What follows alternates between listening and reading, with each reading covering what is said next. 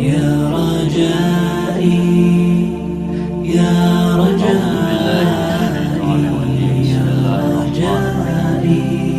رکوع نمبر 12 کی پہلی 3 آیات مبارکہ کا سیاق و سباق یہ ہے کہ حضور اکرم صلی اللہ علیہ وسلم جب ہجرت فرما کر مدینہ منورہ تشریف لائے تو یہودیوں کا ایک گروہ رسول اللہ صلی اللہ علیہ وسلم کی بارگاہ میں حاضر ہوا. ان میں ان کا ایک عالم عبداللہ بن سوریہ بھی تھا. اس نے رسول اللہ صلی اللہ علیہ وسلم سے سوال کیا کہ آپ کے پاس وحی لے کر کون آتا ہے؟ آپ علیہ السلام نے ارشاد فرمایا کہ میرے پاس تو جبریل علیہ السلام وحی لے کر آتے ہیں. تو اس پر عبداللہ بن سوریہ کہنے لگا کہ اگر جبریل آپ کے پاس وحی لے کر آتا ہے تو ہم آپ پر ایمان نہیں لائیں گے. اگر آپ کے پاس میکائیل علیہ السلام وحی لے کر آتے تو ہم آپ پر ایمان لے آتے، کیونکہ جبریل ہمارا دشمن ہے اور میکائیل ہمارا دوست ہے. اب جبریل علیہ السلام کے ساتھ ان کی دشمنی کی مختلف وجوہات بیان کی جاتی ہیں. ایک وجہ یہ بیان کی جاتی ہے کہ ایک زمانے میں بنی اسرائیل کے اندر ایک بادشاہ گزرا ہے جس کو بخت نصر کہا جاتا ہے. کسی نبی نے ان کو پیشین گوئی کی کہ ایک بچہ پیدا ہونے والا ہے بخت نصر نام کا، جو تمہارے اوپر بہت ظلم کرے گا. تو ان لوگوں کو جب پتہ چلا کہ وہ بچہ پیدا ہو چکا ہے، بخت نصر اس کا نام ہے، تو انہوں نے اس کو قتل کرنے کے لیے آدمی بھیجا. لیکن جبریل علیہ السلام نے اس کو بچا لیا. دوسری وجہ یہ بیان کی جاتی ہے کہ جبریل علیہ السلام نے بہت ساری قوموں پر عذاب نازل کیے ہیں. اور تیسری وجہ یہ بیان کرتے ہیں کہ جبریل علیہ السلام نے وحی نازل کرنے میں غلطی کیا. انہوں نے وحی ہم میں سے کسی آدمی پر اتارنی تھی، لیکن انہوں نے یہ وحی غلطی سے محمد صلی اللہ علیہ وسلم پر اتار دی، نعوذ باللہ. تو ان وجوہات کی وجہ سے وہ جبریل علیہ السلام سے دشمنی کرتے تھے، ان کو اپنا دشمن سمجھتے تھے. تو اللہ تعالیٰ نے اس کا ایک جواب دیا ہے کہ جبریل علیہ السلام جو وحی لے کر آتا ہے وہ اپنی مرضی سے لے کر نہیں آتا، اللہ کے حکم سے لے کر آتا ہے. تو جو کوئی اللہ کا دشمن ہوگا، میکائیل علیہ السلام کا دشمن ہوگا یا اللہ کے رسولوں کا دشمن ہوگا، تو وہ حقیقت میں اللہ کا دشمن ہے، وہ اللہ سے دشمنی کر رہا ہے. تو اب ان آیات مبارکہ کا لفظی ترجمہ آپ لوگ دیکھیں.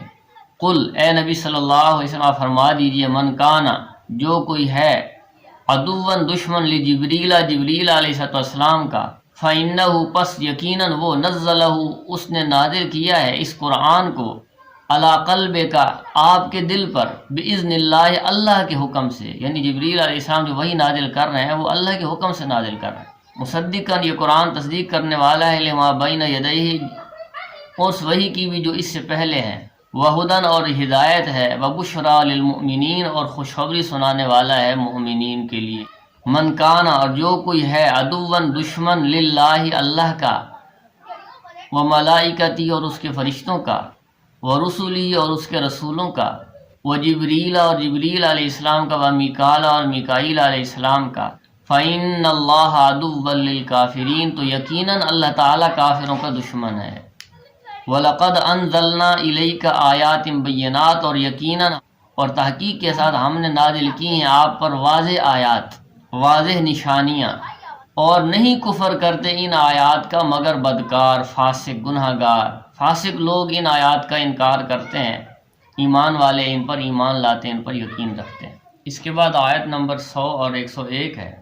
اس آیت مبارکہ کا شان نزول اور سیاق و سباق یہ ہے کہ یہود حضور صلی اللہ علیہ وسلم کے اعلان نبوت سے پہلے حضور صلی اللہ علیہ وسلم کے بارے میں پیشن گوئیاں سنایا کرتے تھے، اور اپنی آسمانی کتابوں کے اندر چونکہ حضور صلی اللہ علیہ وسلم کی نشانیاں پڑھ چکے تھے، آپ علیہ السلام کو اچھی طرح جاننے اور پہچاننے کے باوجود ضد اور اناد کی وجہ سے، حسد کی وجہ سے حضور صلی اللہ علیہ وسلم پر ایمان نہ لائے.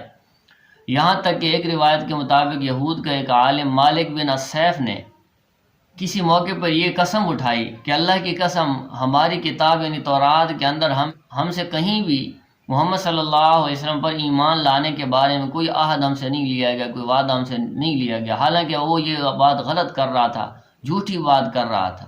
اور اس کے علاوہ حضور صلی اللہ علیہ وسلم کے مدینہ ہجرت کرنے کے بعد آپ علیہ السلام نے کئی مرتبہ یہود کے ساتھ معاہدے کیے ہیں، میثاق نامے کیے ہیں، اور انہوں نے کئی مرتبہ ان میثاقوں کی خلاف ورزی کیا اور ان معاہدوں کو توڑا ہے.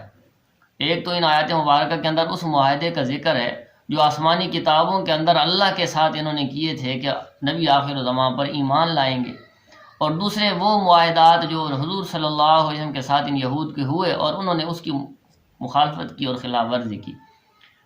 تو ان آیات مبارکہ کے اندر ان کی اس عہد شکنی اور وعدہ خلافی کا ذکر ہے کہ انہوں نے وعدے توڑے، اور اللہ تعالیٰ ان آیات مبارکہ کے اندر فرما رہے ہیں کہ یہود کے پاس حضور صلی اللہ علیہ وسلم پر ایمان لانے کے لیے واضح نشانی اور واضح دلائل موجود تھے، لیکن اس کے باوجود ان لوگوں نے وعدہ کی خلاف ورزی کی۔